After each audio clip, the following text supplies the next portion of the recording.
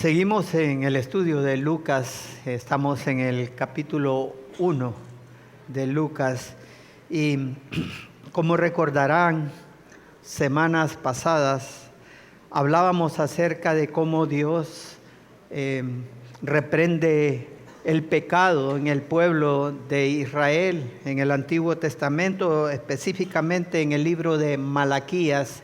Dios reprende el pecado del pueblo de Israel. El pueblo estaba en una abierta desobediencia a su palabra.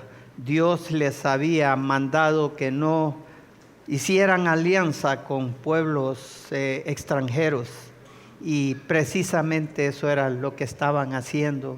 Estaban en una abierta desobediencia a su palabra y Dios les advierte sobre el advenimiento del día de Jehová que será terrible.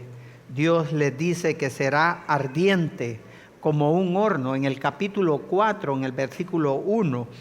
Y les sigue diciendo ahí en ese versículo, en el versículo 1 de Malaquías 4:1, y todos los soberbios, les dice, y todos los que hacen maldad serán estopa.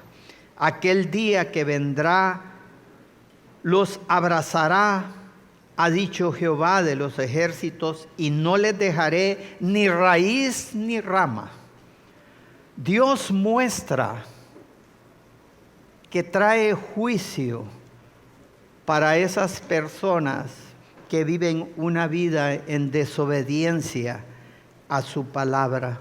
Pero juntamente a eso, Dios muestra también que Dios no solamente es un Dios de juicio, sino también un Dios de misericordia.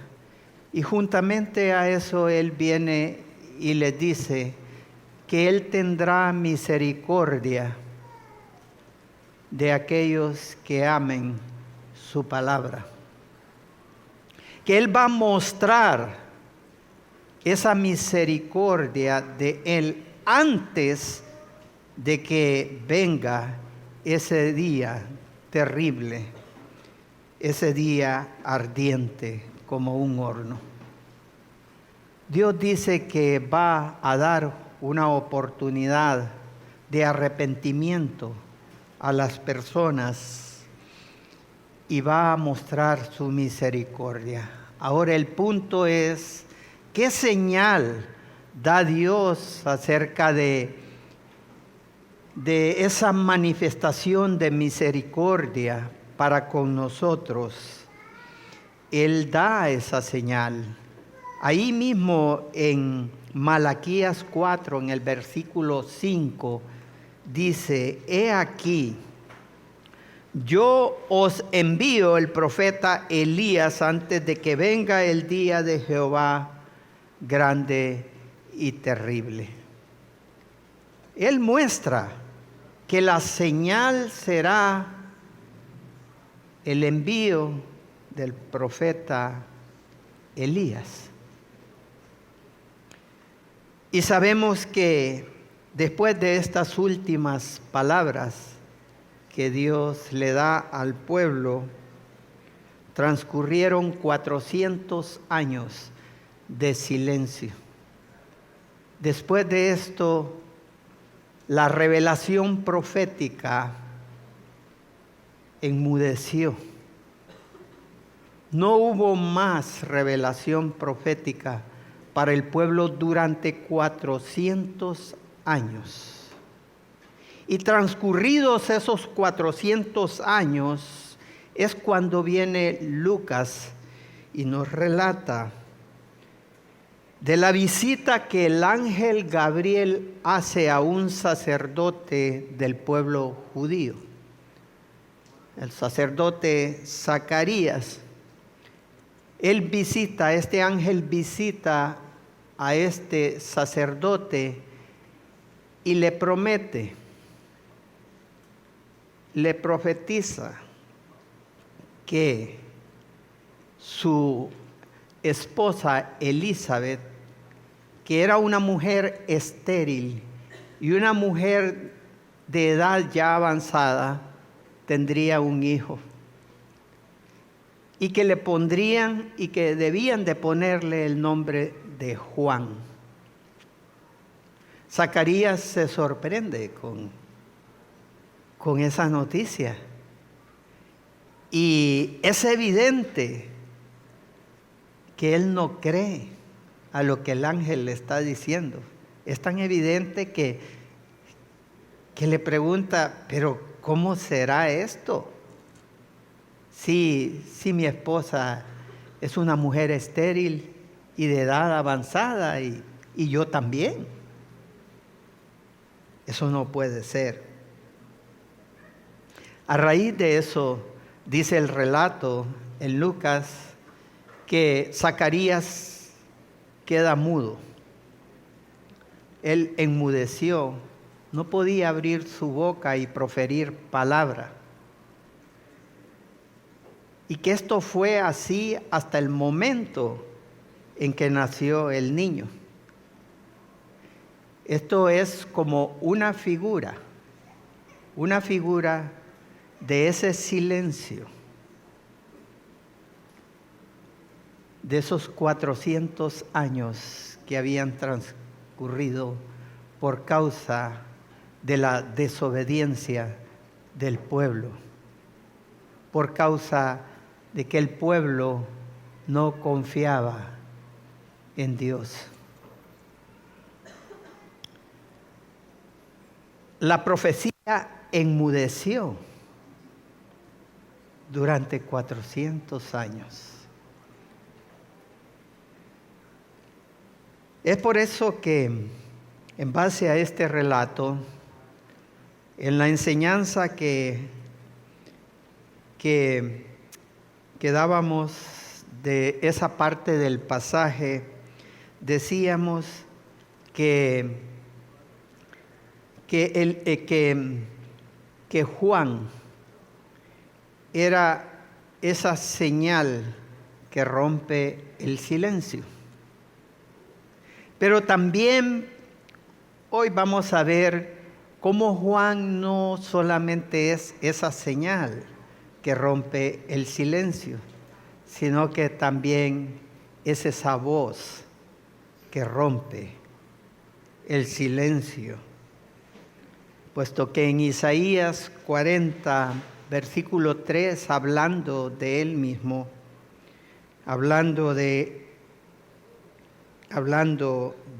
refiriéndose a Juan, dice: voz que clama en el desierto, preparad camino a Jehová, enderezad calzada en la soledad a nuestro Dios. Y cuando Juan cumplía ya su misión de anunciar al Señor, le dijeron o le preguntaron algunos: ¿quién eres? Y él respondió: yo soy la voz de uno que clama en el desierto. Enderezad el camino del Señor, como dijo el profeta Isaías. Y esto está en Juan 1:23. Juan, además de esto, es la línea divisoria entre lo que es el Antiguo Testamento y el Nuevo Testamento, como el Señor lo atestigua en Lucas 16, cuando dice: la ley y los profetas llegan hasta Juan. De tal manera que Juan es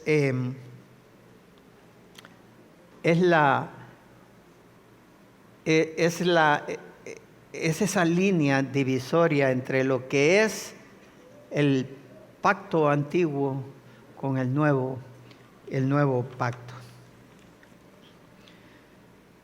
Hoy vamos a estar estudiando los versículos 57 al 66 del capítulo 1 de Lucas. y vamos a ver cómo Lucas nos narra el nacimiento de Juan. Antes se había anunciado, como les digo, por el ángel Gabriel el nacimiento de este niño. Y aquí vemos cómo Lucas nos relata el alumbramiento de Elizabeth en los versículos 57 al 58. En el versículo 57, Lucas comienza diciéndonos: cuando a Elizabeth se le cumplió el tiempo de su alumbramiento, dio a luz un hijo. Y este acontecimiento sabemos que es en cumplimiento de la promesa hecha por el ángel Gabriel al sacerdote Zacarías. En el versículo 13 al 14 dice: pero el ángel le dijo: Zacarías, no temas, porque tu oración ha sido oída, y tu mujer Elizabeth te dará a luz un hijo, y llamarás su nombre Juan, y tendrás gozo y alegría, y muchos se regocijarán de su nacimiento. Dios había hecho una promesa aquí a Zacarías. Le había prometido que Elizabeth, siendo una mujer estéril y de edad avanzada, tendría un hijo. Pero Zacarías dice: no puede ser. Y no cree a la promesa que el ángel Gabriel le está haciendo ahí en ese momento. Zacarías duda de las promesas de Dios, duda de esa promesa que le estaba dando. ¿Por qué? Porque él ve que todo realmente se ve claro. ¿Cómo va a ser posible que una mujer de años estéril y ya a la edad en que está, que tenga un hijo? Y yo en la edad que estoy también. Eso es imposible. Hermanos, ¿cuántas veces nosotros hemos dudado de las promesas de Dios por eso? ¿Cuántas veces dudamos de lo que Dios nos promete a nosotros? Porque de repente vemos todo lo que acontece a nuestro alrededor y decimos: eso es imposible. ¿Y saben lo que pasó con Zacarías por dudar? Como les decía, quedó mudo. No podía proferir más palabras. Y es que cuando nosotros dudamos de las promesas de Dios, enmudecemos. Nunca podremos darle la gloria a Dios cuando nosotros no creemos a sus promesas. Somos como Zacarías, estamos enmudecidos y nuestra boca se va a abrir hasta el momento en que creamos. ¿Qué es lo que pasó con Zacarías hasta el momento en que vio que el niño nació? Ahí creyó. En Hebreos 10:23 nos exhorta: mantengamos firme, sin fluctuar, la profesión de nuestra esperanza, porque fiel es el que prometió. Hermano, Dios es fiel. Y si Él te ha prometido algo, Él lo va a cumplir. Él es fiel.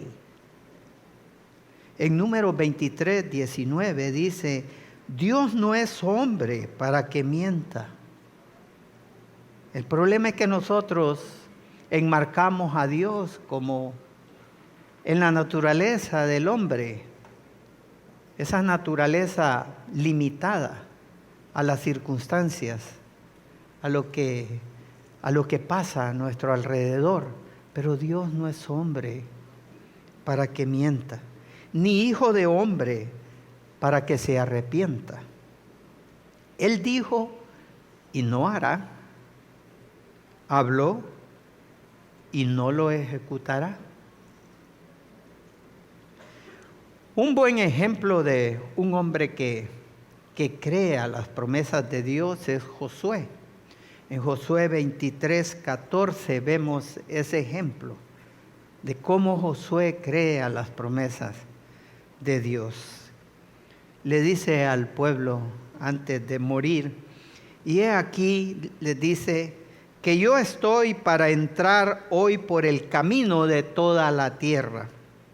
Reconoced pues con todo vuestro corazón y con toda vuestra alma que no ha faltado una palabra de todas las buenas palabras que Jehová vuestro Dios había dicho de vosotros. Fíjense lo que Josué les está diciendo. Recuerden que no ha faltado una palabra, una tan sola palabra de todas las buenas palabras que Jehová vuestro Dios había dicho de vosotros. Todas os han acontecido, no ha faltado ninguna de ellas. Dios cumple, hermanos, cumple sus promesas todo el tiempo. Y en su relato, Lucas nos sigue diciendo en el versículo 58, y cuando oyeron, dice, los vecinos y los parientes que Dios había engrandecido para con ella, para con Elizabeth, su misericordia, se regocijaron con ella. Aquí vemos que los vecinos y los parientes se dan cuenta de que Dios ha tenido misericordia de Elizabeth. Esa palabra misericordia viene de la palabra eleos, que es la manifestación de compasión de Dios ante la miseria humana. Y qué interesante es saber que esa misma palabra es la palabra que también se traduce como miseria. Miseria. Y en nuestro español, en nuestro castellano, esa palabra es compuesta por miseria y cordia. Cordia viene de la palabra cardio, que significa corazón. Eso expresa la manifestación de compasión de Dios ante la miseria humana. El corazón de Dios se compadece ante nuestra miseria. Y Dios ha quitado el oprobio a Elizabeth y le ha brindado el privilegio de ser madre. Dios manifiesta su compasión ante la condición de miseria de Elizabeth, porque recordemos que en ese tiempo era difícil para una mujer ser una mujer estéril. La cultura en ese tiempo, la cultura judía, era una cultura que condenaba prácticamente a una mujer por su esterilidad. Era mal vista, de tal manera que era una condición de miseria, una condición miserable en la que Elizabeth se encontraba. Y era tan grande su condición de miseria, que se necesitaba también de una misericordia grande por parte de Dios. Y es por eso que estos vecinos y estos amigos dicen que Dios había engrandecido para con ella su misericordia. Hermanos, cada vez que vemos en las Escrituras esa frase que Dios ha engrandecido su misericordia, está hablándonos de un milagro por parte de Dios. Lo que estos hombres están diciendo, Dios ha hecho un milagro de Dios en la vida de Elizabeth. Dios es y ha sido siempre, hermanos, un Dios de milagros. No hay nada que sea imposible para Dios. No hay nada que Él no pueda hacer. Y yo creo que todos nosotros aquí necesitamos de un milagro de Dios. Todos ustedes, todos nosotros, cada uno de nosotros necesitamos de sus milagros. ¿Qué tipo de milagro necesitas de parte de Dios? Y siguiente pregunta, ¿crees que Dios realmente sea un Dios de milagros? En el libro de Daniel, Daniel nos cuenta del rey Darío, cómo le creyó a Dios al ver el milagro que Dios había hecho de salvar a Daniel del pozo de los leones. En Daniel 6:27, el rey Darío dice, Él salva y libra y hace señales y maravillas en el cielo y en la tierra. Él ha librado a Daniel del poder de los leones. Este hombre vio el milagro de Dios. Y a raíz de eso él decretó que todos creyeran en que el Dios de Daniel era un Dios de milagros. En Jeremías 32, 26, 27 dice, y vino palabra de Jehová a Jeremías diciendo, he aquí que yo soy Jehová, Dios de toda carne. ¿Habrá algo que sea difícil para mí? Y la pregunta es para todos nosotros. ¿Habrá algo que sea difícil para Dios? En Salmo 117, versículo 1 al 2, dice, alabad a Jehová, naciones todas, pueblos todos, alabadle, porque ha engrandecido sobre nosotros su misericordia. Y la fidelidad de Jehová es para siempre. Aleluya. Hermanos, no hay milagro tan grande que Dios no pueda realizar. Todos los hijos realmente son un milagro de Dios, pero en este caso es un milagro tan especial que produce asombro y sorpresa en las personas, de tal manera que en el versículo 58 dice que se regocijaron con ellas, en el versículo 58 de Lucas capítulo 1. Lucas nos dice que esta gente se regocijaron con Elizabeth. La noticia trae gozo. Todo milagro de Dios realmente trae gozo. Pero en este caso tan especial, ¿por qué? ¿Por qué es que esta gente estaba tan gozosa de ese acontecimiento? Yo encuentro 3 razones por las que esta gente estaban gozosas. Una de ellas es porque era el primogénito. Y en el pueblo de Israel, cuando nacía el primogénito, eso era celebración. Ahí en esa casa había fiesta. Todos se juntaban a celebrar. Porque en Éxodo 13:2 dice Dios: conságrame todo primogénito, cualquiera que abre matriz entre los hijos de Israel, así de los hombres como de los animales, mío es, dice Jehová.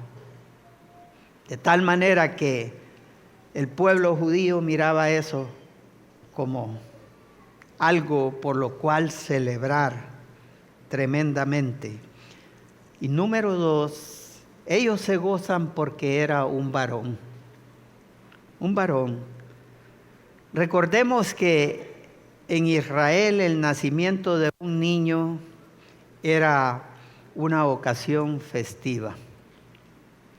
Cuando se aproximaba la fecha del alumbramiento, las personas se acercaban a la casa y los amigos y los músicos de la localidad estaban ahí cerca, porque cuando se daba la noticia del nacimiento y se decía que era un varón, comenzaban a tocar y a cantar todo tipo de alabanzas y se regocijaban porque era un varón. La tercera razón por la que esta gente se regocijaron es porque Elizabeth, habiendo sido una mujer estéril por años, por fin, a la edad en que ella estaba, concibe un hijo y da a luz este hijo. Así que el ambiente es festivo, ¿verdad? Todos salen de sus casas y se encuentran para celebrar. Quiero decirles, hermanos, que esto también es en cumplimiento de las palabras del ángel Gabriel, cuando le dijo a Zacarías en el versículo 14 del capítulo 1 de Lucas, le dice: y tendrás gozo y alegría, y muchos se regocijarán de su nacimiento. Dios usa circunstancias para que multitudes se regocijen y hagan fiesta por el nacimiento de Juan, porque Él así lo había establecido. Dios así lo había prometido. Y esto nos muestra, hermanos, que las promesas de Dios se cumplen hasta en lo más mínimo, en el más mínimo detalle de su palabra. No hay nada que falte de lo que Dios haya prometido. Y de repente usted dice: qué fiesta la que hacen por el nacimiento de Juan, con razón, cuando nació mi hermano o mi hermana, qué fiesta hicieron, y cómo se regocijan mis padres y tienen preferencia por él, y por mí ni confites repartieron. Y probablemente usted tenga resentimiento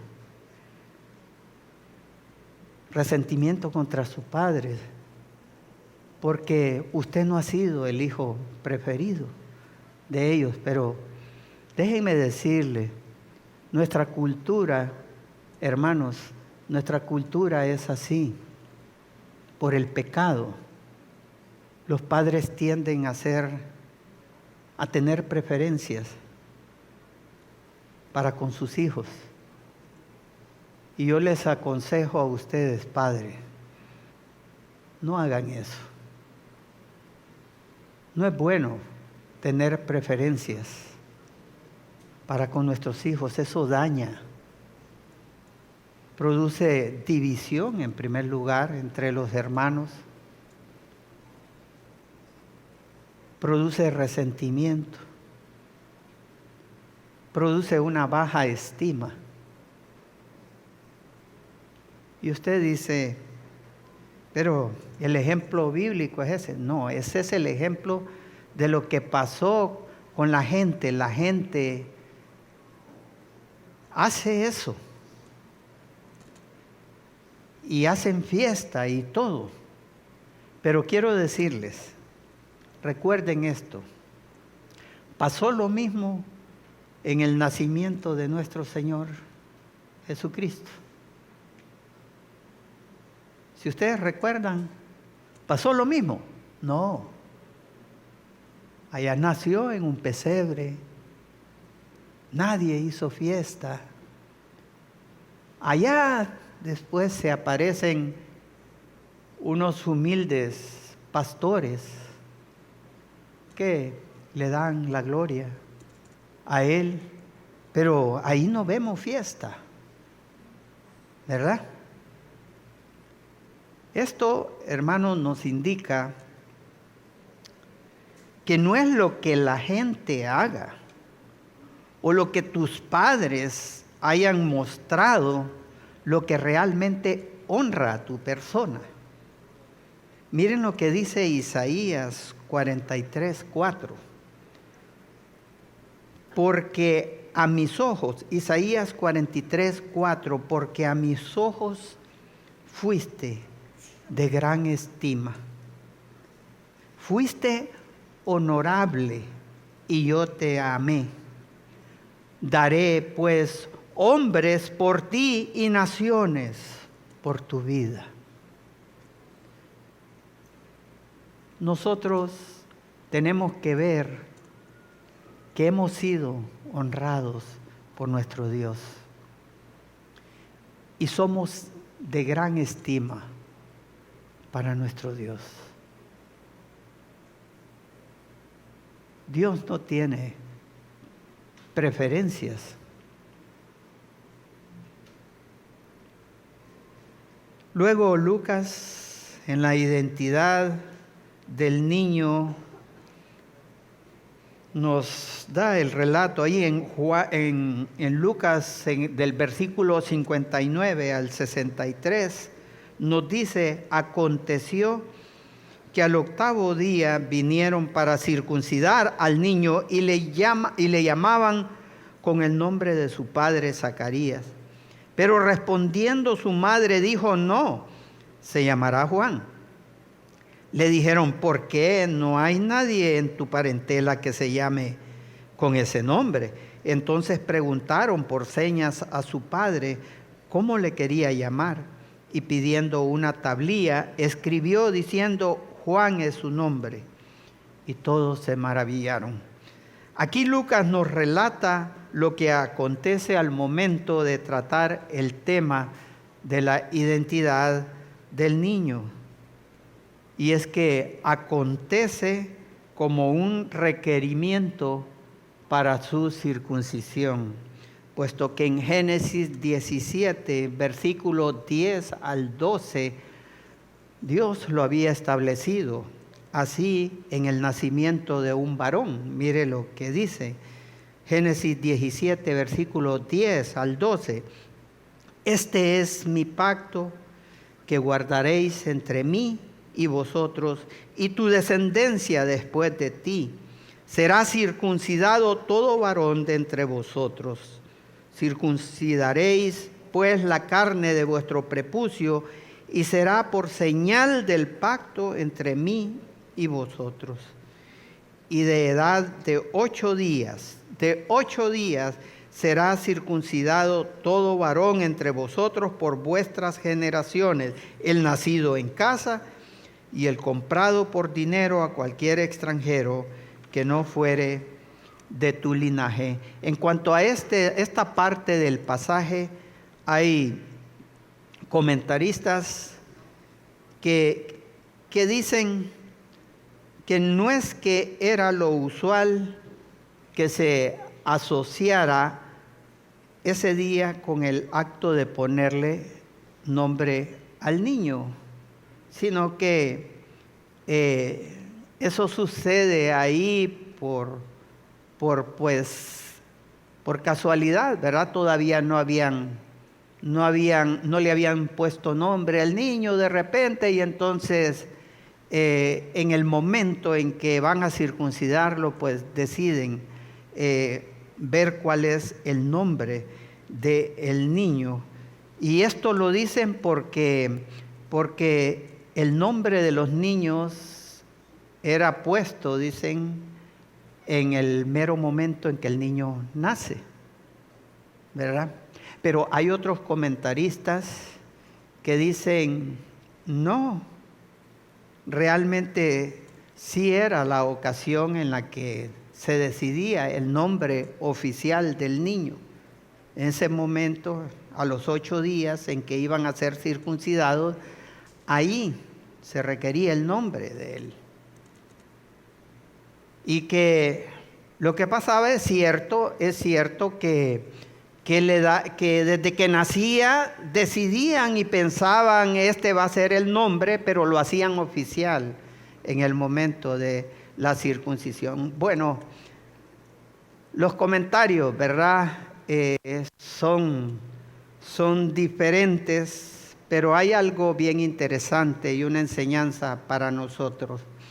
Y es que el apóstol Pablo dice que todo creyente, todo aquel que ha recibido a Jesucristo como su Señor y Salvador, ha sido circuncidado. En Colosenses 2:11 nos dice el apóstol Pablo, en él también fuisteis circuncidado con circuncisión no hecha a mano, al echar de vosotros el cuerpo pecaminoso carnal, en la circuncisión de Cristo.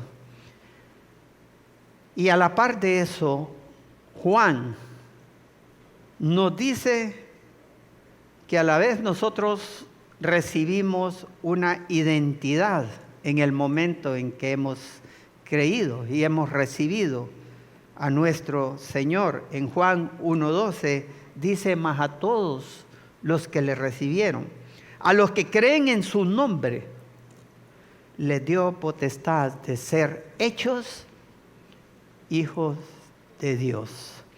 Juan en su primera epístola, en el capítulo 3, versículo 1, primera de Juan 3:1, dice también, mirad cuál amor nos ha dado el Padre, para que seamos llamados, ¿cómo? ¿Cómo? Hijos de Dios. Por esto el mundo no nos conoce, porque no le conoció a Él. Yo no sé qué tanto el mundo conoce tu identidad. No sé qué tanto el mundo puede ver esa diferencia en tu vida entre lo que es un incrédulo y una persona que verdaderamente ha creído en Jesucristo. Pero realmente nosotros nos identificamos como hijos de Dios y esa es nuestra nueva identidad. Además, la identidad de Juan, según el relato de Lucas, también genera un debate. Dice ahí en el pasaje que los amigos, ¿verdad? Y los vecinos le llamaban por el nombre de su padre, Zacarías, ¿verdad? Porque era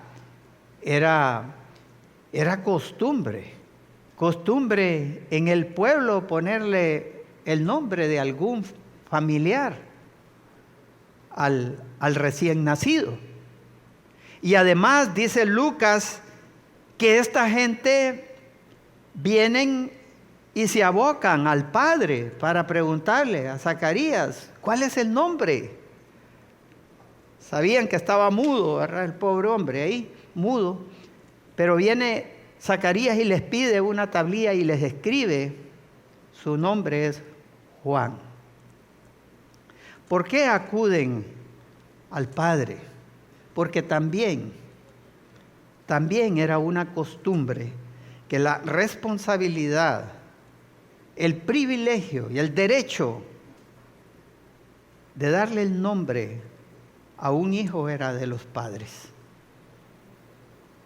Pero algo que ellos no sabían, algo que ellos no percibieron, es que ese nombre ya había sido dado por Dios, no por el Padre. Y cuando esto se daba, cuando era Dios que realmente venía y le daba el nombre a un bebé, es porque este bebé llevaría a cabo una labor en particular. Y Juan, por eso es que Dios viene y le pone el nombre a Juan, porque Juan llevaría una labor en particular. Recordemos también que los nombres en el pueblo judío eran descriptivos, ¿verdad? Muchas veces le ponían el nombre a una persona por su apariencia o por su parecer, ¿verdad? Aquel niño era bonito, rubio, le ponían el nombre conforme a su parecer. O le ponían el nombre porque con eso describían la alegría de sus padres, o porque recordaban algún detalle de su nacimiento. Había una serie de razones, ¿verdad?, por las que le ponían el nombre, pero eran nombres descriptivos. Pues precisamente por eso Dios viene y le llama Juan, porque ¿cuál era la promesa de Dios para manifestar Él su misericordia? Él había dicho que antes del día de Jehová, que sería ardiente como un horno para todos aquellos que son desobedientes a su palabra, dice que antes de eso Él iba a manifestar su misericordia. Él iba a dar un tiempo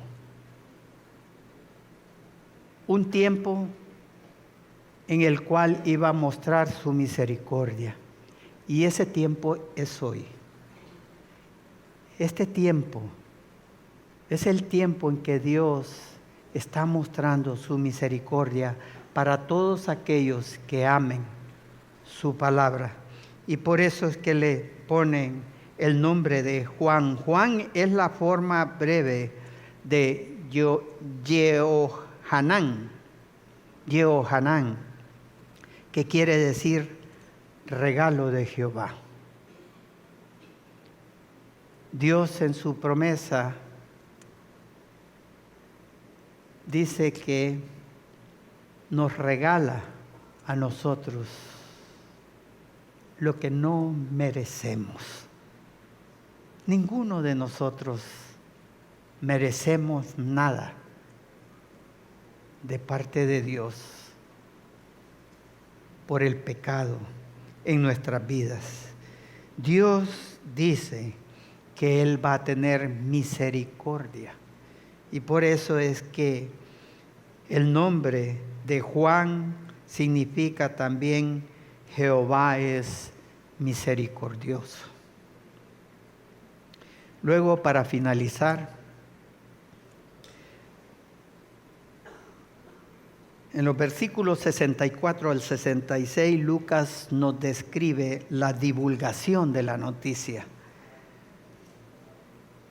Dice aquí que después de que Zacarías viene y ve el nacimiento del niño y le da el nombre en la tablilla, después de ese momento, al momento fue abierta, dice, su boca y suelta su lengua.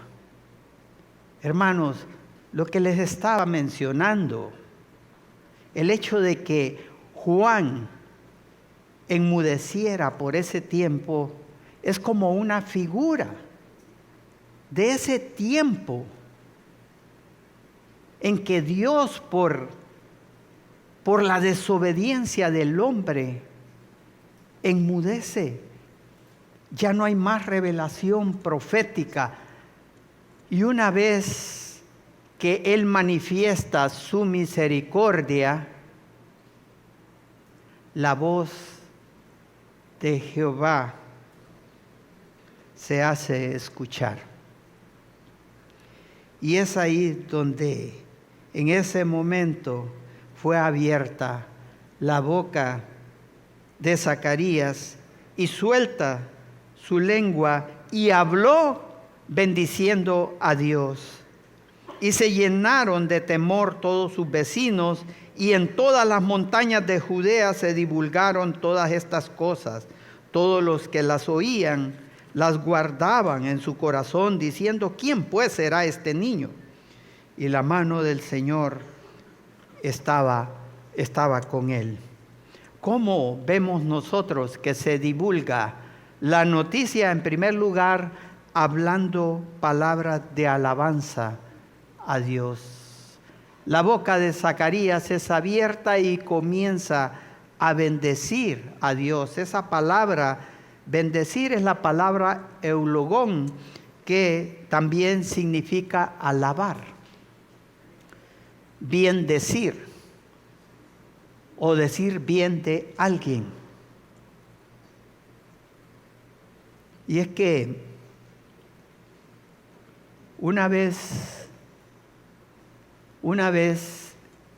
que la voz de Dios viene a nuestro corazón, hermanos, nuestra boca se va a abrir para hablar bien de Dios, para alabar a nuestro Dios. Antes, en nuestra incredulidad, nosotros no podíamos bendecir a Dios. Por el contrario, blasfemábamos contra nuestro Dios.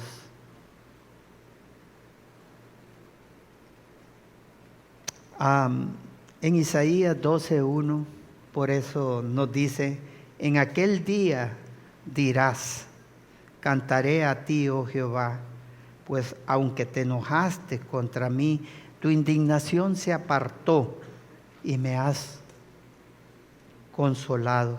El salmista en Salmo 51, versículo 15 dice: Señor, abre mis labios y publicará mi boca tu alabanza. Una señal de ese momento en que nuestro corazón se abre a la voz de nuestro Dios es que nosotros venimos y empezamos a alabar a nuestro Dios. Pero si eso te incomoda, es que realmente no has conocido al Señor. Y se llenaron, dice, de temor todos sus vecinos, y en todas las montañas de Judea se divulgaron todas estas cosas. Estaban, dice ahí, maravillados. Esa palabra ahí, temor, que es la palabra phobos en el griego, no se refiere aquí a terror. Es al hecho de estar maravillados de ver el poder sobrenatural de nuestro Dios sobre la vida de esta mujer que había sido estéril por años. Y es que el nuevo nacimiento es una maravilla. Es una maravilla que por el poder sobrenatural de Dios, ante un corazón estéril, nosotros hayamos nacido de nuevo. Es una maravilla. Y debemos de estar maravillados ante ese poder de nuestro Dios. Porque nuestro corazón ha sido estéril por años. Y no hemos querido nada con Dios. Pero por el poder sobrenatural de Dios es que se da el nuevo nacimiento en el creyente. Y para finalizar, en el versículo 66 dice: y todos los que las oían, las guardaban en su corazón, diciendo: ¿quién pues será este niño?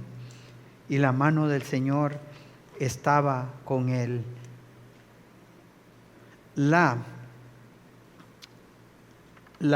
El hecho de difundir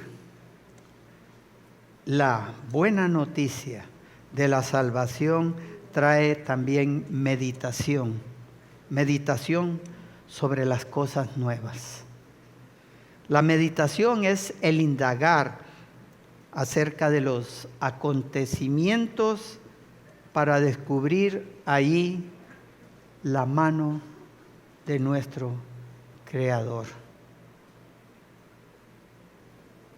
La meditación se hace preguntando por el significado de los hechos, de los acontecimientos. ¿Qué está queriendo decir Dios con esto? Con esto que está sucediendo. Estos hombres se preguntaban: ¿quién será este niño? Pero hermanos, tenemos que aprender a confrontar los hechos de la vida con la palabra de Dios.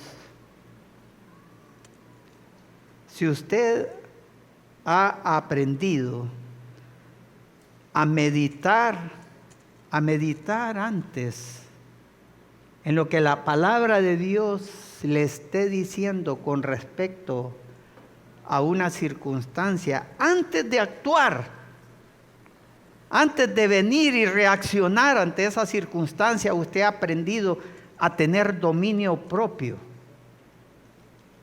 Y medita en la palabra y se pregunta: ¿qué me quiere enseñar Dios con todo esto? Estoy seguro que si usted ha aprendido eso, usted está divulgando esa maravillosa noticia de su nuevo nacimiento ante los demás. El problema es que nosotros estamos acostumbrados a ser impulsivos. Reaccionamos por la carne, no meditamos antes, no traemos la palabra a nuestra mente y pensamos: ¿qué es lo que quiere Dios con todo esto? ¿O qué es lo que Dios dice que debo de hacer ante esta circunstancia? Y hacer conforme a la voluntad de Dios y no conforme a la voluntad de nuestra carne. La voluntad de nuestra carne, hermanos, es criminal.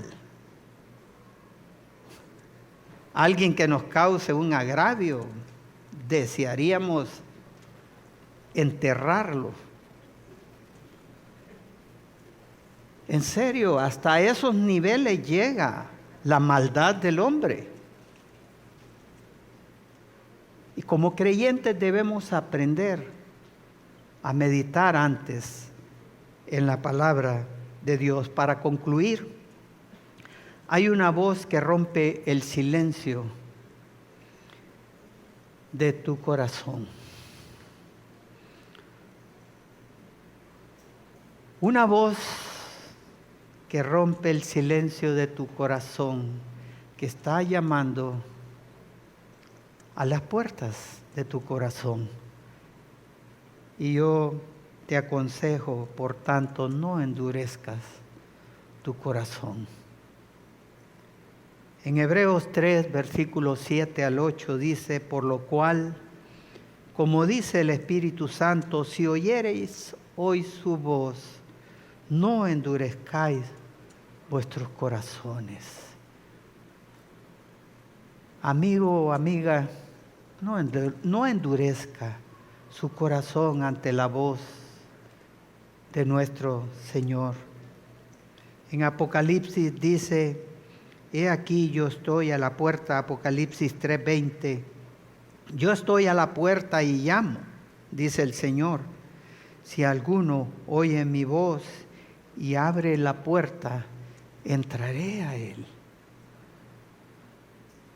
Abramos la puerta de nuestro corazón, porque recordemos que ese día de Jehová terrible y ardiente como el horno va a venir. Recuerden que lo que Dios dice en su palabra lo cumple hasta el último detalle, y ese día va a venir. Pero hoy te está dando oportunidad, porque Él no solamente es un Dios de justicia, sino también un Dios de misericordia. Y te está dando la oportunidad para que te arrepientas y ames su palabra. Vamos a orar. Señor, te damos las gracias por este tiempo. Gracias por mostrar tu misericordia para con nosotros. Si hoy no hemos sido consumidos, es por tu misericordia, porque tú eres un Dios de misericordia. Y te damos las gracias por darnos esa oportunidad. Yo te ruego, Dios, que no endurezcamos nuestro corazón más ante tu voz.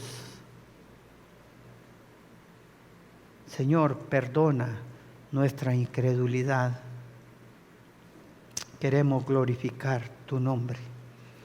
Queremos publicar esa noticia de tu salvación y tu misericordia para con nosotros.